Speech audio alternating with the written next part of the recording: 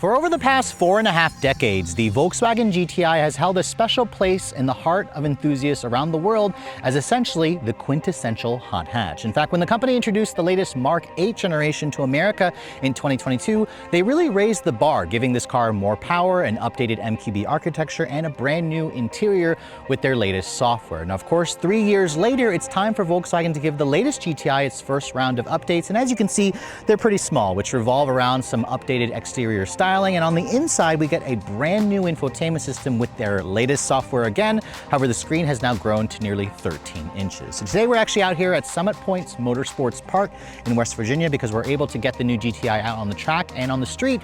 And the big question I want to answer, has Volkswagen managed to make enough changes to their quintessential hot hatch to keep enthusiasts flocking to showrooms? Stay tuned to find out.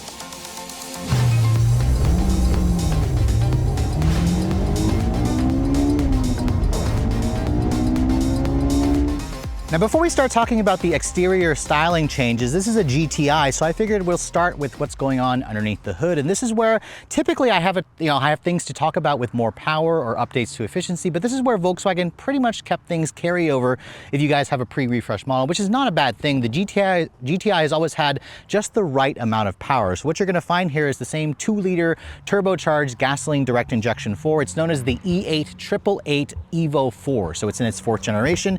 It still makes the same 241 horsepower and 273 pound-feet of torque. All GTIs remain front-wheel drive, with the company's VAQ electronic limited slip differential going to be standard to help put that power to the pavement. Now, of course, the other sad news about 2025 is the fact that the manual transmission has been discontinued for the GTI. If you guys want a stick shift with this powertrain, Volkswagen will happily sell you a Jetta GLI, which technically has a little bit less power at 228, but regardless, you get the same 7-speed dual clutch transmission, which honestly is one of the best dual clutches you're gonna find in the segment. It includes launch control, of course. It has different drive modes and paddle shifters. Fuel economy is also pretty impressive at 24 in the city, 32 on the highway.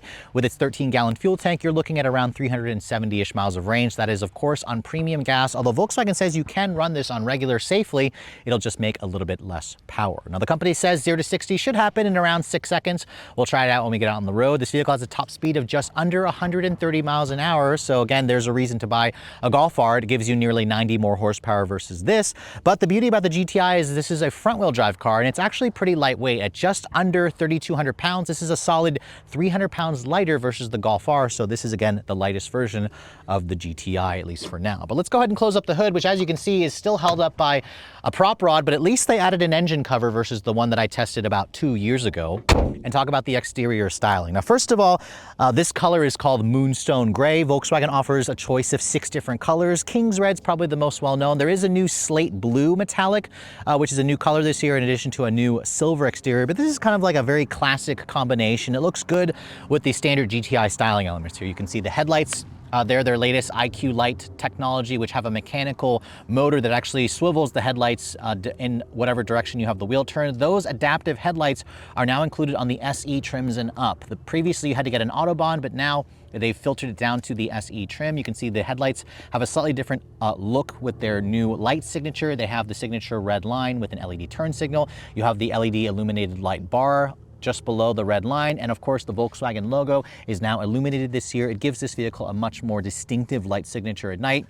And it looks good, of course, with the rest of the red accents and the GTI badge off to the side. I also love the LED fog lights on the GTIs. You have 5 individual LEDs in the lower fascia, which kind of create an X pattern, which again, this is a feature you don't get in the Golf R, which is why I personally think the GTI looks more aggressive versus the Golf R, which I think it should be the other way around.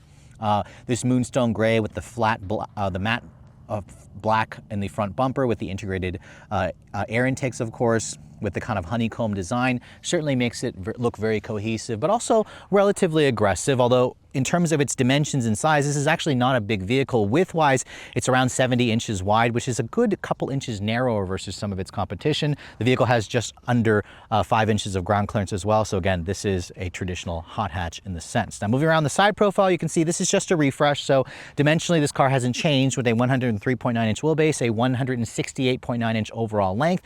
Compared to something like the Honda Civic Si, this is probably a good 20 inches shorter, around 15 inches shorter.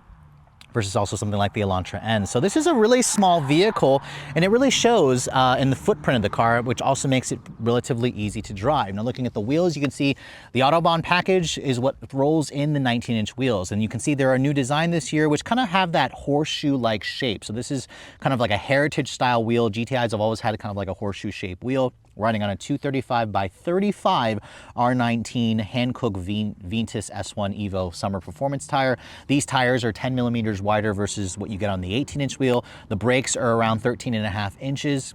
They're a little bit smaller than the Golf R's brakes. You have a 12-inch rotor at the back. All disc brakes, obviously. Red painted calipers on the GTI. You have a 4-piston caliper, although it's not the bigger brakes you get from the Golf R. It's still going to provide relatively good stopping power. Adaptive dampers are also included on this trim with the all-independent suspension. So again, it's going to give you the best ride and handling dynamics. It's one of the reasons why you'd want to go for the Autobahn package. Now looking over here on the rest of the profile, you can see there's a pretty distinctive GTI badge over here to let everybody know that you have, again, the high-performance version. Although there is no base Golf in America anymore. The mirrors are power folding, no 360 camera, but they are body colored with integrated turn signals, which is nice. You can get a black roof option. My test car doesn't have it. Instead, it has the standard panoramic style sunroof, which I love. It opens up to vent air nicely. It also gives this car, again, a really nice look when you have all the windows down. That's how I personally like to drive a vehicle like this on a nice day. And then looking at the rest of the profile, very traditional hot hatch shape to it, hasn't really changed. It's still iconic. You can instantly recognize it as a GTI. You can see the GTI has a smaller spoiler at the back. I really wish that Volkswagen would have put the bigger wing from the R, but again, that's a reason to buy the R. Rear window wiper, as you can see, the taillights look pretty much the same. They are a full LED design on the Autobahn package only. You can see LED turn signal, LED reverse lights, LED brake and tail lights as well. The Euro model's got an updated light signature, but sadly not for the GTI. There's a red badge there, of course. The Volkswagen logo is not illuminated. And then, of course, GTI signature here, dual exhaust system. No changes to the exhaust, and overall, it has a relatively nice sound. Let's go ahead and fire it up so you guys can hear how it sounds real quick.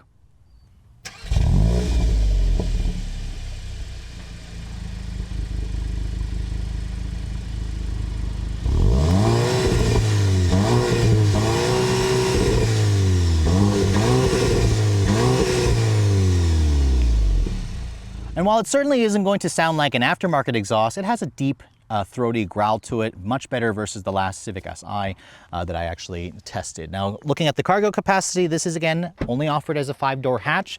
And when you open up the trunk of this vehicle, you can see no power liftgate. You get around 19.9 cubic feet of storage space, which is a good 5 cubic feet more versus this car's sedan sibling, the Jetta GLI. If you want to fold down the seats, it expands it to around 34 cubic feet of space, which is going to be a little bit less versus, hatchback competitors like a Honda Civic hatchback, which, again, you can't get an Si as a hatchback. So that's something to keep in mind. Looking at underneath the floor here, you do get a temporary spare tire in the GTI, which is not something you get in the Golf R, which is surprising to me. It's nice, along with a little bit of underfloor storage. So overall, if you guys need to use this as a family vehicle, it's what makes the GTI so practical, at least if you don't have too many kids, because at that point you probably want to switch out to an SUV.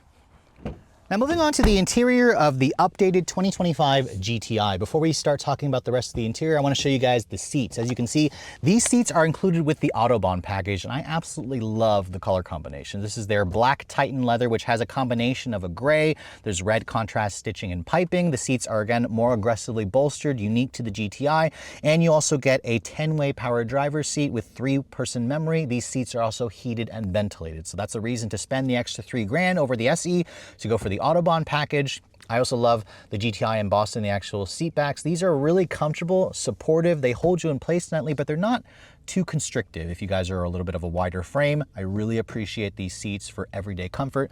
Volkswagen, I think, did a great job. The padding also feels really nice. Now, getting inside, you can see it's a GTI, so it has that lower step-in height with just under 5 inches of ground clearance. As I shut the door, the MQB architecture feels solid. It has a nice, solid sounding thunk, which adds to that impression of quality. Now, of course, here's the latest key fob for the GTI. If you guys don't go for an SE trim, you'll actually get a model without their keyless access system. But as you can see, this is their latest fob with usual buttons for lock, pop open for the trunk, but it's not a power liftgate, unlock, and then a panic function.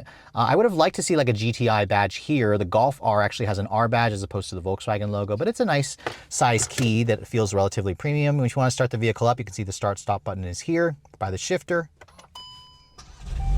And this vehicle is not a hybrid or a mild hybrid, so it has a very traditional starter noise, and also the exhaust system isn't really anything special. And you can, again, adjust the drive modes here. And let's see if it sounds any different from this angle versus outside. You can actually hear there's a synthesized sound that's playing through the speakers. So it does sound better when you rev this car up from inside versus when you're revving it out from outside. Now, looking at the rest of this interior, you can see, let's start with the door panels. This is a GTI Autobahn, so it has some nice quality materials. You have a soft touch injection molded plastic here. You have this trim that looks like carbon fiber, but it's not genuine. That's where the Golf R gives you genuine carbon fiber. You do have an aluminum accented door handle here.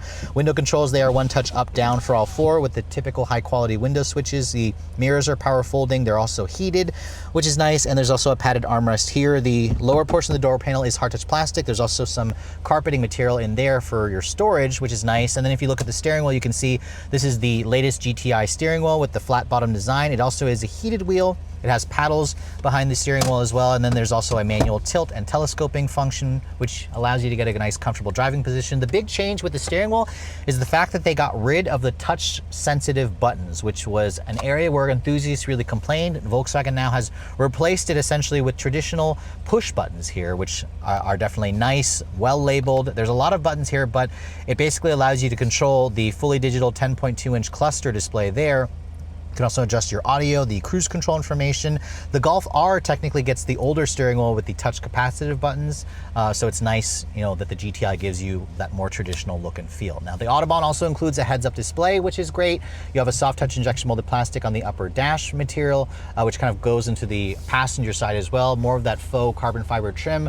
Traditional air vents, which you can adjust manually, of course. And then this right here is the big change this year. This is, of course, their latest MIB3 software, and it's now a 12.9-inch display. So that's up nearly 3 inches versus the previous or pre-refresh version. You can see my phone is connected via wireless CarPlay and Android Auto. Love the big icons here where it's nice and easy, crystal clear. It's really quick and snappy as well. So I really appreciate the connectivity there. It has over-the-air updates. It has wireless Android Auto. And this again is a big change. I was expecting this screen to be too large in this small interior, but it actually is a perfect fit. This is the same screen in the ID4 and the ID Buzz. These touch capacitive buttons here are also sliders for the climate control function. They are now illuminated. The pre-refresh model didn't have that, and you can see this is the buttons here for your heated and cooled seats, which are in the screen. If you push that, it'll activate the climate control menu, which allows you to also turn on the air filtration system, which will filter out pollen and particulates in the air, which is nice. I love the graphics there. It also looks pretty good. That's the dedicated home screen, which basically takes you to your CarPlay screen or the home screen within the vehicle. There's also built-in GPS, which, as you can see, the map function works pretty nice. It's not like the Audi virtual cockpit where it has Google built in, but it certainly is relatively easy to use. I appreciate that. Push that button there. This goes to your vehicle favorites, where you can access, 6 different quick functions here. For you can turn the stability control into the sport mode there, turn off the start stop system, adjust the driver assist functions, and then your drive mode selector. There's just a total of 4 drive modes here as opposed to the Golf R. Custom basically allows you to customize everything to your liking, and that's where you can adjust the DCC, the adaptive dampers, to like 15 different levels depending on, again, how much comfort or how much sport you want. Basically softness or firmness. You can also adjust all your different information here, from the exterior engine sound to the interior engine sound. So love that level of customization. You're not going to typically find that in this particular class, which is nice. You have more buttons over here, which are touch sensitive buttons, which basically follow the same thing that you can find in the screen. So it's kind of redundant. They could have honestly gotten rid of that. Down here you can see you have your wireless phone charging pad, which is now faster. It charges up to 15 watts. This is also vented, so it helps to cool your phone if you guys are, leaving it in the charger here. Don't love the piano black plastic here. It shows scratches and fingerprints and smudges too easily. Nice little storage area here. If I push this up, this little toggle will put it into reverse. Backup camera, no 360 camera, but it does have their latest park assist feature where it actually will now control the throttle, control the gear changes, and control the braking. So again, very intricate system. Wasn't expecting that in a GTI. This is a small car. You don't really need an auto park feature. I would never use it. Electronic parking brake here, of course. Nice size cup holders, which you can also store that one away to create a bigger cubby there if you prefer, but it holds that water bottle pretty nicely. This is also a nice little storage cubby. Open that up, you can see it's relatively deep, but your power outlets, your USBs, are actually going to be located over there. There's 2 USB-Cs. I like how this is adjustable, however. You can adjust it forward and back and a little bit with the height, so that's going to help you get a comfortable position there, which is nice. Now above me, you can see big panoramic sunroof, which isn't like a full length one, but it does have a retractable shade. You can also open it up to vent air. Woven material for the headliner. As well, there's ambient lighting in this car where you can change the color of the ambient lighting through the infotainment system. And then the glove compartment, you can see, is damped, not lined with felt. It's a bin style. It offers a good amount of storage. The Harman Kardon stereo also sounds good if you guys get tired of listening to the engine. And overall, you can see, aside from the new steering wheel, the new infotainment system, it's basically the same GTI stuff here, which gives this vehicle one of the more premium feeling interiors in the class. But it also doesn't have the full-on luxury feel of previous generation GTIs, but I think Volkswagen has found a nice happy middle ground here. But let's go ahead and hop into the back seat and show you guys what that space is like. As you can see, with only 4 full-size doors, it certainly makes this vehicle a lot more practical versus the 2-door version, which they don't offer in America anymore. These seats, they don't recline, but they do give you the ability to fold down and gives you almost a flat load floor, which is nice for expanding cargo capacity. And as I get back here, you can see the seats back here are covered in the same Titan leather. The door has that same solid sounding thunk, and as you can see, I like the look of the seats with the contrasting red, some of the gray in addition to the black. These seats are also 3-level heated, which allows you to turn them on from here. You get triple zone climate control. That's a feature unheard of in this segment. As you can see, there's also rear seat air vents. There's 2 more USB-C charging ports, of course, and back here, Volkswagen says you have around 35 inches of legroom. So 35 inches of legroom is certainly usable. It's not going to be as much as the Honda Civic Si, which offers a little bit more space. You can see there's also nice storage cubbies here, additional storage cubbies here. You have hard touch plastic materials here, unfortunately, but it is nice and padded over here where you would rest your elbows, which is nice. And then in terms of the headroom space, there's a good amount of headroom considering the sunroof does take up space, although it actually goes outside the vehicle to kind of preserve the headroom back here. Nice head restraints, as you can see, and if I fold this down, there's an armrest with 2 cup holders. So overall, the GTI is still a very family-friendly vehicle, but if you have friends over 6 feet tall, this is where the back seat of this car can get a little bit tight. So occasionally at these media drives, I'll get a rare opportunity to drive a historic vehicle, and Volkswagen actually brought this one out of their museum for us to, I guess, remind ourselves why the GTI has such a cult following. This is a 1984 Volkswagen Rabbit GTI, the original model essentially. And get this, guys, we are driving around in a car with a 1.8 liter 4-cylinder that makes 90 horsepower and 100 foot-pounds of torque. It's hooked up to a 5-speed manual transmission, and this car is a cream puff. It has 62,270 miles, which I've never driven an original GTI, so this is kind of like a good educational thing here to see what this car is like to drive. This car doesn't have any power steering, no anti-lock brakes. The shifter is literally a golf ball, which again reminds you why the GTI is so good. And this is one of those cars where you want to drive a slow car fast because and listen to the engine, guys. It actually has some pops and crackles from the exhaust, which I wasn't expecting to find in a vehicle like this. I'm shocked. I'm genuinely shocked how this car feels. Very mechanical, very visceral. It only weighs 2,000 pounds, so literally when you turn the wheel, look at how much play it has in the steering of this car, holy crap. But I see the appeal of this car. It feels genuinely like very unique. It feels like it has a lot of character, a lot of visceral excitement going on. Listen to that exhaust, guys, that's incredible.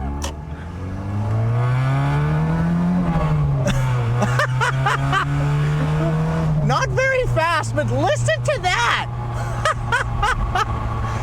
And you hear that? The mechanical sounds from the exhaust. It's a little rattly, but oh. Wow, I'm impressed. I can see why enthusiasts drove this car 40 plus years ago and said to themselves, I want a Golf GTI or a Rabbit GTI. That's what this car was called back then. Put our foot down again. Not much power. 0 to 60 took around 10 seconds for this thing, but it's still fun. I miss driving cars that have this much connected feel to the road. I'm just flabbergasted. I mean, I drive way too many new cars that are just kind of boring. They all feel so similar. Although, I have to say, the new GTI captures some of this magic in here. I'm in love with this. I love the flexibility of this engine. It likes to rev. Now, the brakes definitely feel like you want to put your foot down hard and early. But it just loves to be revved out. And again, the new GTI doesn't offer a manual anymore, which kind of makes it sad. But you know what? This kind of goes with the whole retro feel of this car. Right down to the red interior, the burgundy red interior, which is classic 80s here. This is fantastic. I'm surprised actually the Redline is almost 6,600 RPM. That's impressive actually back in the day. The ride quality is also really soft. This is supposed to be the sport model, but it goes down the road with the kind of floatiness that I remember from cars back in this era. I mean, I wasn't even born yet in 1984 driving this thing around, but the visibility is excellent. You can see out of the front, the side, the rear so well. It's such a small car as well. Cars have gotten so big, crazy big, so this is a joy. And put it in fifth gear there. At 55 miles an hour, it's almost at 3,000 RPM. So it's revving quite high, which it's gonna need because it's a naturally aspirated engine. But man, oh man, this is pure nostalgia. So the new GTI definitely has some pretty big shoes to fill. If you guys have owned or driven this model, you'll quickly fall in love and discover why people love the original Golf GTI.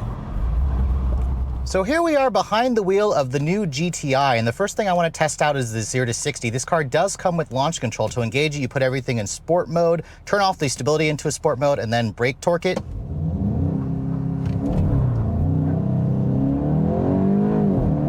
Very nice. Wow. All right, we got 0 to 60 there in 6.05 seconds. Now, of course, this car only comes with a dual clutch this year. We still have the same power figures from its 2-liter turbocharged Evo 4 engine, 241 horsepower, 273 foot-pounds of torque. Of course, as a driving enthusiast, I am sad about the loss of the manual transmission, but this dual clutch is a wonderful partner for this engine. It's smooth, it's quick shifting, it makes nice pops and sounds from the exhaust. And I really appreciate how this thing just feels and sounds when it's in this mode. But let's try another run here. I've got Rob behind me, so there's nobody behind me. We'll try another run here in sport mode. Launches at around 4,000 RPM, shifts at 6,200. I love the cracks and the pops.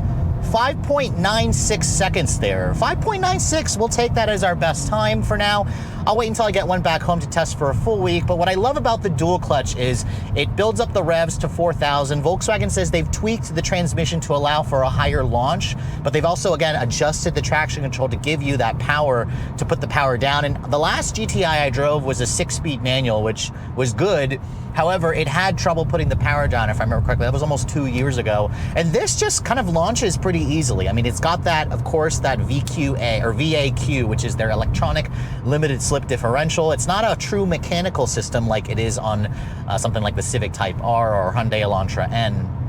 But it does its job effectively at just putting that power down. And I think most people are going to be happy. I was expecting this car to be in the mid 5-second range, but we'll be doing a swap into a Golf R later on, which we'll film a separate review to show you guys what the Golf R is like. But this Autobahn model that we're driving comes standard, of course, with Volkswagen's DCC, their adaptive dampers, which means you can kind of adjust the suspension comfort of this vehicle, so you can go from stiffer to more comfortable. I have it in its most aggressive sports setting right now, and to be honest, it's actually not bad at all. It soaks up the bumps nicely. We're on big 19-inch wheels on a 35 Series 235 tire, so it's a thin tire, or it's a thin sidewall tire, but it's also a relatively wider tire. It's about 10 millimeters wider versus the 18-inch wheels you're going to get on the lower trim versions of the GTI. But when you have it in sport mode, the transmission goes into sport mode, and you can also access the paddle shifters here and start to control the gears. It has some nice little pops and cracks from the exhaust, which I like. It sounds good. This is still very much the quintessential hot hatch. This is fantastic. The steering in this car is quick, it's darty, it feels good. You've got upgraded brakes on the GTI, of course, 13-inch rotors at the front.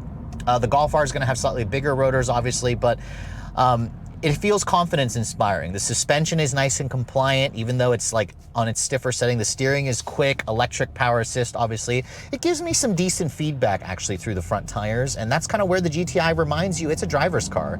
This thing, and even when I left it in manual mode there, it stayed in manual mode until I basically pull the paddle and hold it, puts it back into its sport setting. I can go into this mode here to adjust that. And if I want, I can go into the drive mode here, which it's all accessed in the screen here, which isn't great, but I can kind of go into a custom drive mode there, put my foot down. Pretty responsive. I also like the sound. It's a good sound.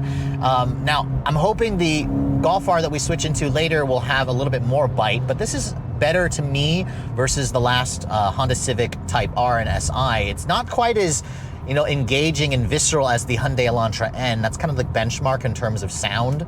But this is a nice happy medium, and that's kind of the way the Germans have always been. They don't want to be too much. They don't want to be overbearing with its sound or obnoxious. And this car is just a tasteful amount, so I really, really appreciate that. Now, in this mode, I've switched it into custom, where I've adjusted the suspension to be more into comfort. Everything else is kind of in sport, and you can also adjust the interior sound to create more sound if you'd like.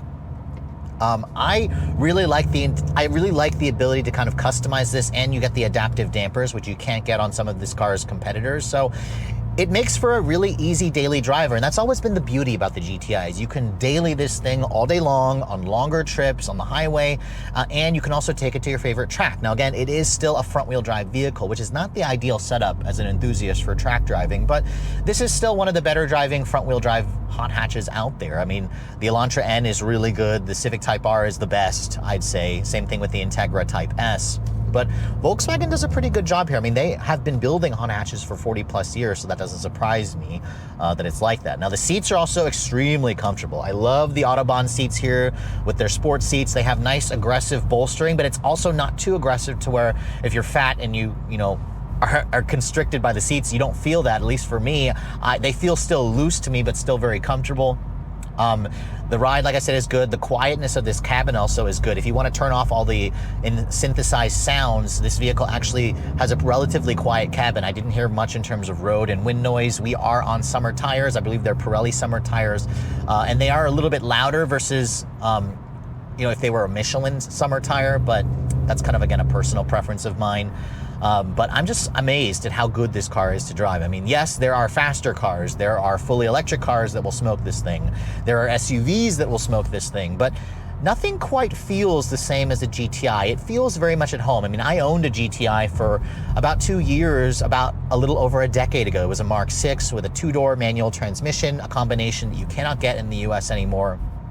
But you know, this very much keeps the enthusiasm alive at Volkswagen. And even though you can't get a manual in this car anymore, which I'm sad about, Volkswagen will happily sell you a GLI. I mean, they said the take rate for the manual was below 30%, something like that, which is still pretty high.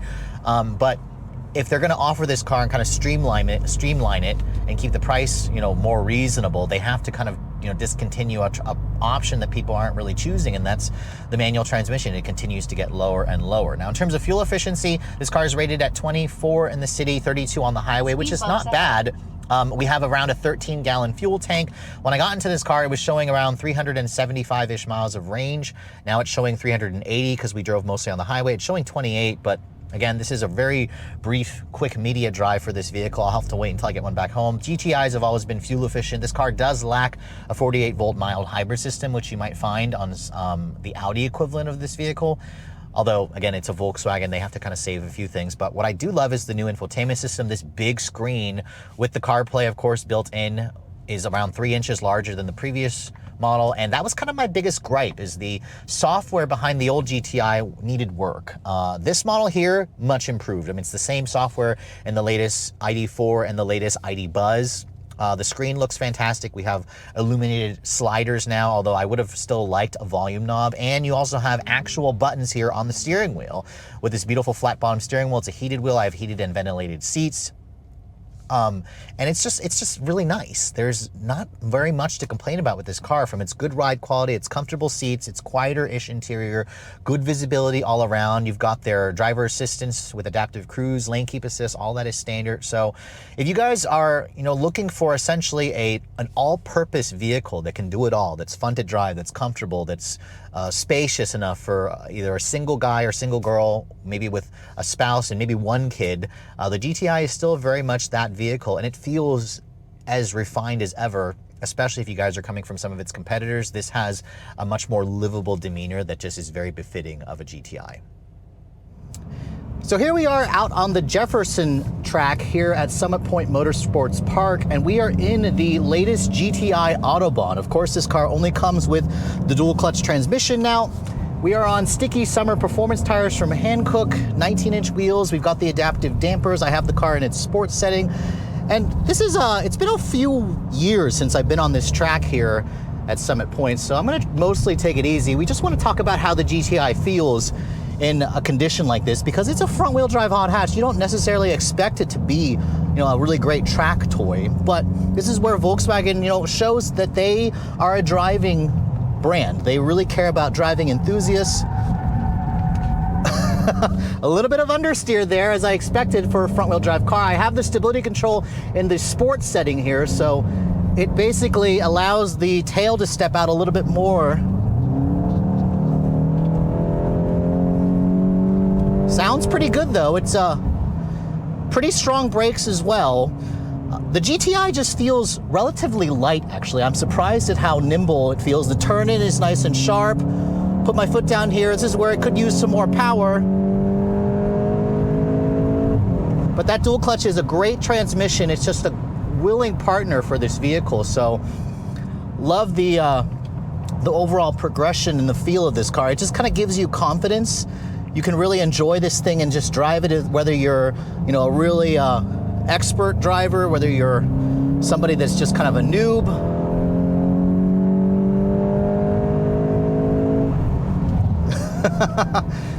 Again, the R is going to give you even more performance than this, but I have to admit, this car, surprisingly, the back stepping out a little bit there. That's really nice. When a front-wheel drive car can let the tail slide, I'm always having a pretty good time. Steering offers a good amount of feel as well.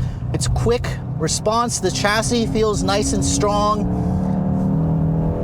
Again, front-wheel drive cars, even though they get a lot of flack from enthusiasts, they are the perfect starting point. If you guys are new to track driving, you really want to get into having some fun on weekends at your favorite track. I mean, for autocross, I definitely don't prefer a front drive car, but in this application, this is nice. A little bit of understeer, but it still turns in sharply.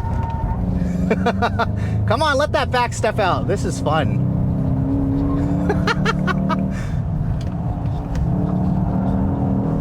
Put my foot down here again. I wish it had a little more guts. The Golf R is where it's going to give you that extra 90 horsepower almost. But really just lots of finesse with the chassis, great steering feel.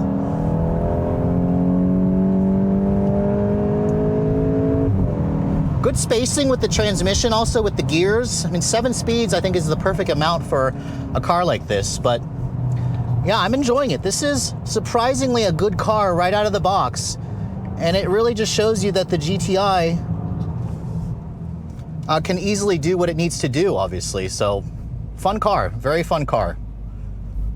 So here in America, the Volkswagen Golf nameplate has essentially had its fair share of ups and downs in terms of sales. There was a time where Volkswagen moved nearly 70,000 GTIs in the US. That was about a decade ago. However, here in the US last year, the company only managed to sell around 11,000 units. So that's a pretty big drop off. And it kind of shows, again, priorities are shifting. A lot of people, again, are preferring SUVs. But this is still, again, a really impressive hot hatch for those of you who are looking at it. Because after spending the day driving the latest version, it didn't get any plenty more power this year. And while the manual transmission is gone, that 7-speed dual clutch, as you guys saw, really delivers the kind of performance you expect a modern hot hatch to do. I mean, 0 to 60 in just under 6 seconds with that very consistent launch control. Even though this car is front-wheel drive, I didn't notice a hint of wheel spin or torque steer for this vehicle, or wheel hop, which is again better versus the last GTI I tested with the manual transmission, which struggled to put the power down. That was nearly 2 years ago. The interior also got the necessary software tweaks that it needed that I complained about when this generation first came out.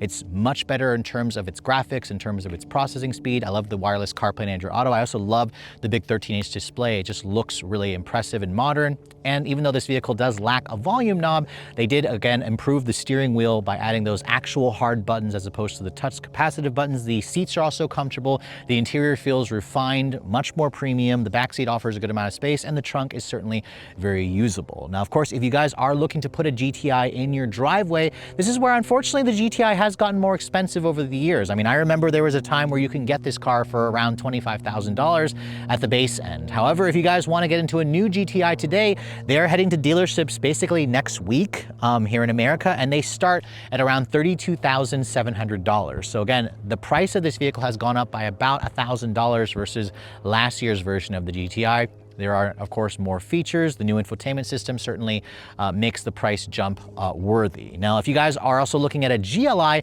the GLI is about $1,000 less. So again, that's the more value-oriented model with the 6-speed manual transmission. Most of you, however, will probably go to the SE trim. That's an extra $5,000, but it rolls in the sunroof, a different wheel, the Harman Kardon premium sound system, the adaptive headlights, for around $37,000. The Autobahn trim basically gives you everything, like the adaptive dampers, the 19-inch wheels, the heated and cooled seats with the memory function. All in, of course, this model here with the Moonstone Gray exterior color and destination charge, you're looking at an as-tested price of around $42,000. That's right. There was a time where for 42 grand, you could get a Golf R, but a Golf R, remember, is going to cost you around $8,000 to $10,000 more expensive. So again, keep that in mind. If you're looking at the competitive set, a Honda Civic Si starts at around $30,000. A Hyundai Elantra N starts at around $34,000. So Volkswagen has priced this car in between those two models, which I think is where it belongs, especially in terms of power, but it definitely has a lot more features and luxury and premiumness versus those two competitors as well. So really, it's going to depend on what your priorities are. If you're looking for the best GTI, which almost gives you Audi levels of equipment, the Autobahn is kind of the way to go. But again, if you guys want something more simplified, a little bit less expensive for around $33,000, $34,000, I think the S version or the SE could be kind of like the sweet spot. With all that said, hope you guys have enjoyed my full overview on the latest version of the 2025 Volkswagen GTI. If you're also looking to see the latest cars I'm testing, be sure to follow me on Instagram at redline_reviews. Like us on Facebook, and as always, guys, please keep subscribing to the Redline Reviews YouTube channel for all the latest reviews. Thank you so much for watching. I'll catch you all in the next video.